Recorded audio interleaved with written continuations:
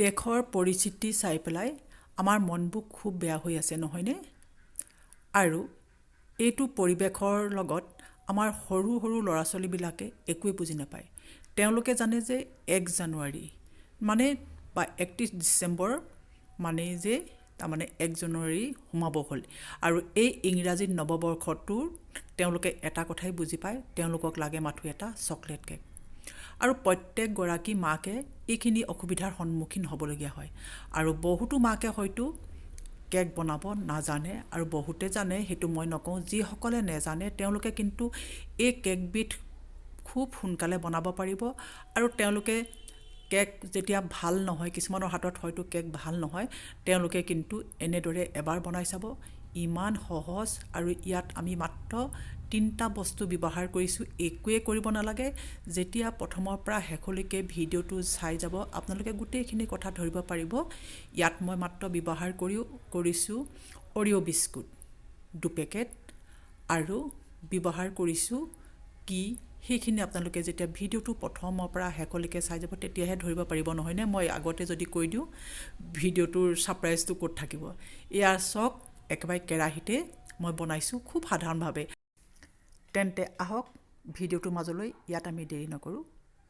2 packet মই Oreo' biscuit লৈছোঁ, এটা আমুল তাজা সৰু পেকেট লৈছোঁ আৰু ইনো লৈছোঁ। ইনো বুলি ক'লে বহুতে ভয় খায়, আচলতে ইনোটো এইটো এটা ফ্ৰুইট সল্ট, এইটো এটা নিমখ হজমি হোৱা, যেনেকৈ আমি ক'লা নিমখ খাওঁ ঠিক তেনেকুৱা ধৰণৰ।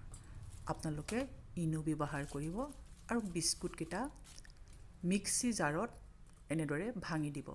যিসকলৰ ঘৰত মিক্সি নাই তেওঁলোকে গাখীৰত এনেদৰে তিয়াই সৰু সৰুকৈ ভাঙি ল'ব, তাৰপিছত গাখীৰত তিয়াই অলপমান বেছিকৈ ফেটিব। আৰু আমুল তাজা গোটেই পেকেটটো মই দি দিছোঁ। 2 পেকেট অৰিঅ' বিস্কুটত 1 পেকেট আমুল তাজা সৰু ল'লোঁ আৰু এটা সৰু পেকেট এয়া মিক্সিত মই সেইখিনি গ্ৰাইণ্ড কৰি ল'লোঁ। খুব মিহিকৈ সেইখিনি পিহি ল'ব লাগে।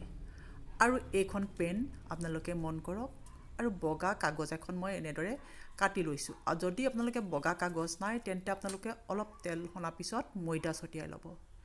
কেৰাহী পাতি থ'বলৈ আগতে দৰকাৰেই নাই, লগত কেৰাহী পাতিব আৰু মিক্সি জাৰত যিখিনি মিশ্ৰণ আছে সেই মিশ্ৰণখিনি লগে তাত ঢালি দিব আৰু জুইটো একেবাৰে কমাই থ'ব। আৰু যদি ফুটা থাকে, পেনখনৰ মোক ফুটা আছে, সেয়েহে কাগজ এটুকুৰাই মই ঢাকি দিলোঁ। এতিয়া দেখিলে এয়া 20 মিনিট মাত্ৰ হৈছে। মই মাজডোখৰত আপোনালোকক টুথপিকডালে খুচি দেখাইছোঁ কিমান সুন্দৰকৈ হৈ আহিল। আমি এতিয়া গেছটো অফ কৰি দিব পাৰোঁ আৰু দেখিছে খুব ধুনীয়াকৈ চকলেট কেক তৈয়াৰ হৈ গ'ল। এনেদৰে মই 2টা চকলেট কেক বনাইছোঁ। যিহেতু মোৰ ওচৰত কেইবাগৰাকীও সৰু ল'ৰা ছোৱালী আছে আৰু তেওঁলোকে সদায় বিচাৰি ফুৰে খাবলৈ, সেয়েহে মই 2টা বনাইছোঁ। আপোনালোকক মই সন্মুখত দেখুৱাই দিছোঁ আৰু ঠাণ্ডা হ'বলৈ দিব। এইটো ঠাণ্ডা হৈ গ'ল। মই কৈছোঁ নহয় আগতে মই 2টা ঠিক একে জোখত দি পেলাই বনাইছোঁ।